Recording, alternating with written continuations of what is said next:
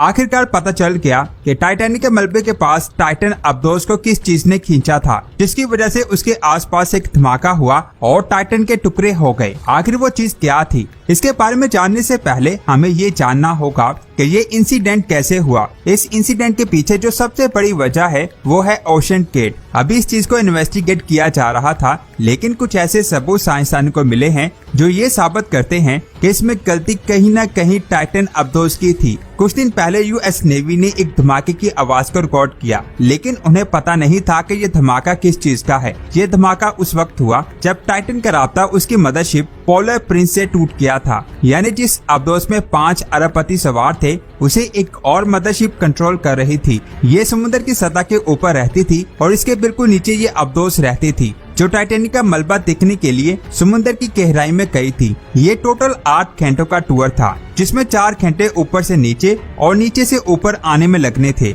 और 4 घंटे मलबा देखने में लगने थे। लेकिन जो खबर सामने आ रही है वो ये है कि यूएस नेवी की सोनार टेक्नोलॉजी ने एक धमाके की आवाज को रिकॉर्ड किया। उसके बाद ये खबर आती है कि 5 अरबपति टाइटन में सवार समुद्र की गहराई में कहीं गुम हो चुके हैं। तब ही उस नेवी की टीम ये खबर सुनकर कैनेडियन रेस्क्यू टीम से बात करती है कि हमने एक धमाका रिकॉर्ड किया है, जिसे कैनेडियन रेस्क्यू टीम समझ जाती है। जिसके बाद एक ऑपरेशन शुरू किया जाता है, जिसमें कैनेडियन टीम एक रोबोटिक सबमरीन को समुद्र के अंदर भेजती है। जिस वक्त वो मशीन टाइटन के आसपास के एरिया को स्कैन कर रही होती है, तब उसे कुछ ऐसी चीजें नजर आती हैं जिसे देखकर ऐसा लग रहा था कि जैसे वहाँ कुछ फटा है और इसके आसपास उसे टाइटन की टेल मिलती है, जिसमें 5 लोग सवार थे। इसके अलावा जिस जगह इस अब्दोस के टुकड़े मिले हैं, वहाँ इस रिपोर्ट ने कई निशानों को देखा। स्टडी करने से पता चला कि ये धमाके के फटने के निशानात हैं और साथ ही इस जगह अब्दोस के कई टुकड़े मिले, लेकिन उनकी लाशों का पता नहीं चल सका।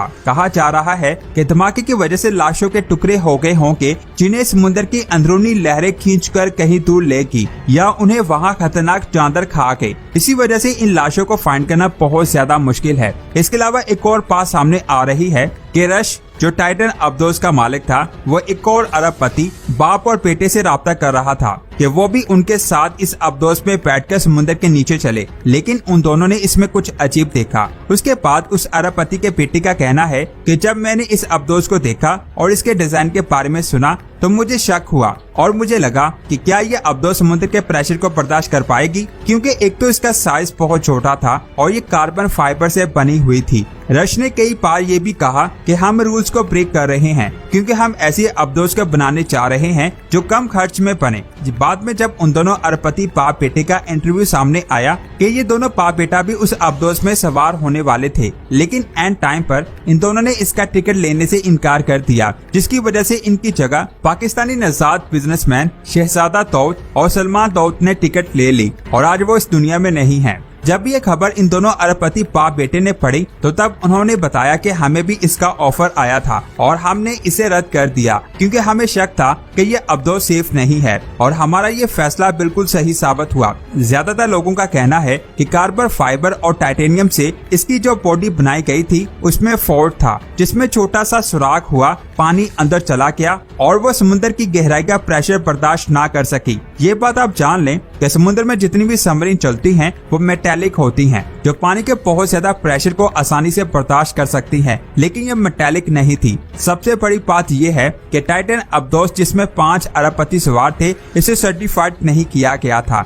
इसकी कई मेल्स भी सामने आई हैं, जिसमें मैकेलम नामी आदमी ने कहा है कि मैंने रश को कई बार कहा कि वो इस अब्दोस को समुद्र में उतारने से पहले सर्टिफाइड करवाए, लेकिन उसने मेरी बात को इग्नोर किया और इसे बगैर सर्टिफाइड करवाए समुद्र में ले गया। दूसरे लोग भी अपनी सबमरीन में बैठकर समुद्र की गहराई में गए हैं, लेकिन उन अब्दोस को एक्सपेरिमेंटल अब्दोस कहा जाता है। असल में एक्सपेरिमेंटल अब्दोस में उस कंपनी की टीम और मालिक खुद बैठे होते हैं। वो अब्दोस को चेक करने के लिए समुद्र में लेकर जाते हैं। एक आदमी जेम्स ने भी अब्दोस को बनाया और इसमें बैठकर वो समुद्र की गहराई में गया और इसने टाइटैनिक का मलबा भी देखा, लेकिन वो एक्सपेरिमेंटल अब्दोस थी। वो बेशक सर्टिफाइड नहीं थी, लेकिन उसमें मालिक अकेला बैठा था। जेम्स का कहना है कि मैंने 5 करोड़ की सीट बेचकर किसी को नहीं बुलाया। अगर आप किसी का करोड़ रुपए का टिकट बेच रहे हैं तो उसकी सेफ्टी की जिम्मेदारी आपके ऊपर होती है। तो ऐसी सूरत में ओशन गेट की जिम्मेदारी थी कि वो सेफ्टी प्रोवाइड करती। लेकिन ओशन गेट का कहना है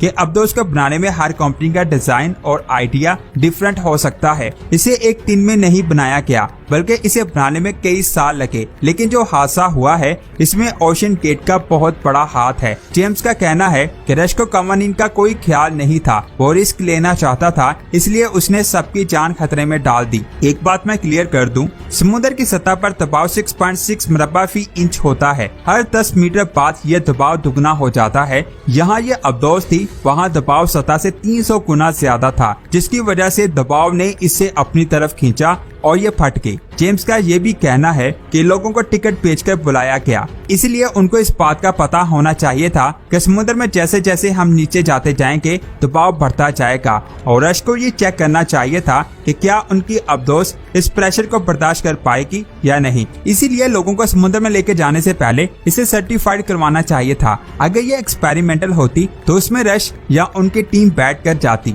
लेकिन लोगों को टिकट बेचकर उनकी जानें खतरे में डाली जा रही हैं। इस इंसिडेंट के बाद भी ये सिलसिला नहीं रुकने वाला। अब सवाल ये आता है कि इसका जिम्मेदार कौन होगा। जेम्स ने ये भी कह दिया कि टाइटन को बनाने वालों में वही ईगो था जो टाइटैनिक को बनाने वालों में था, जिसकी वजह से टाइटैनिक डूबा और अब टाइटन अब्दोस भी उसी जगह खत्म हो गई। सिंपल अल्फाज में कहा जाए कि जो हादसा हुआ है इसमें सबसे बड़ी गलती इसी के CEO की थी, जो खुद इसमें 4 लोगों के साथ बैठकर मर गया। इसके अलावा एक और आदमी जिसका नाम डेविड था, वो डिजाइनर था। उसने ओशन गेट कंपनी को 2017 में ज्वाइन किया था। जब उसने इस अब्दोस के डिजाइन को देखा तो उसे इसमें बहुत सारी खामियां नजर आई। उसने इन खामियों के बारे में ओशन गेट के CEO को भी बताया, लेकिन उस वक्त कंपनी ने उसे चुप रहने के लिए कहा। उसकी बात ना सुनने की वजह से उसने इस रिपोर्ट को पब्लिक कर दिया, जिसके बाद ओशन गेट ने डेविड को नौकरी से निकाल दिया। यानी बहुत बड़ा रिस्क लिया गया था, जिसकी वजह से 5 लोग मर गए। वैसे आपको इसके बारे में क्या ख्याल है, नीचे कमेंट करके जरूर बताएं और ये भी बताएं कि आज की ये वीडियो आपको कैसी लगी। अगर अच्छी लगी तो लाइक करने के साथ साथ इसे आगे लाजमी शेयर करें। मिलते हैं एक और शानदार वीडियो में। अपना बहुत सारा ख्याल रखें। अल्लाह हाफिज।